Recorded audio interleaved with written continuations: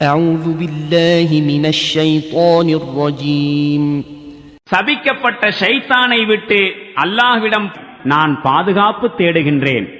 واتل عليهم نبأ نوح إذ قال لقومه يا قوم إن كان كبر عليكم مقامي وتذكيري بآيات الله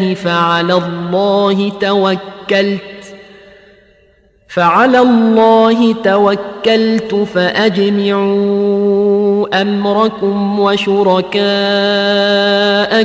ثم لا يكن أمركم عليكم غمة ثم قضوا إلي ولا تنظرون.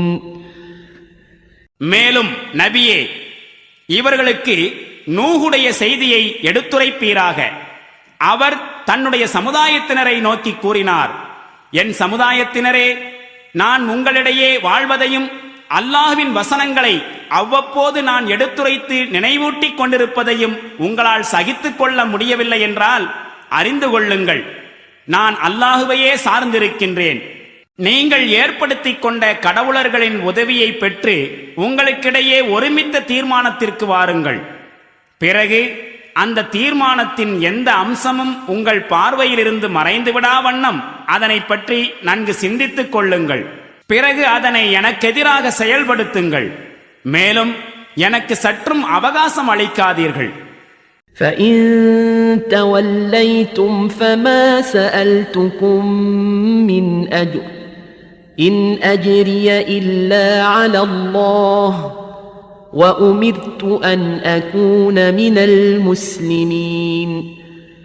நீங்கள் என் நல்லுரையை புறக்கணித்தால் எனக்கொன்றும் இழப்பு ஏற்பட்டு விடாது. நான் உங்களிடம் கூலி எதனையும் கேட்கவில்லை. என்னுடைய கூலி அல்லாஹ்விடமே உள்ளது.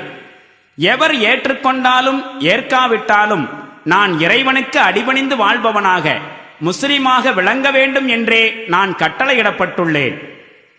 فَكَذَّبُوهُ فَنَجَّيْنَاهُ وَمَن مَّعَهُ فِي الْفُلْكِ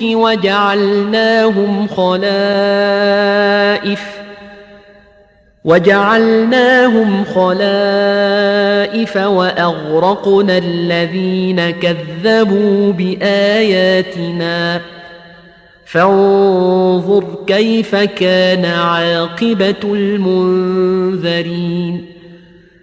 அவர்கள் அவரை பொய்யர் என்று கூறினார்கள். இதன் விளைவாக நாம் அவரையும் அவருடன் கப்பலில் இருந்த மக்களையும் காப்பாற்றினோம். மேலும் அவர்களை இப்பூமியில் பிரதிநிதிகளாக்கினோம். மேலும் நம் வசனங்களை பொய்யென்று கூறிக்கொண்டிருந்த அனைவரையும் மூழ்கடித்தோம். பாருங்கள், எச்சரிக்கப்பட்டிருந்தும் ஏற்றுக்கொள்ளாதவர்களின் கதி என்னவாயிற்று.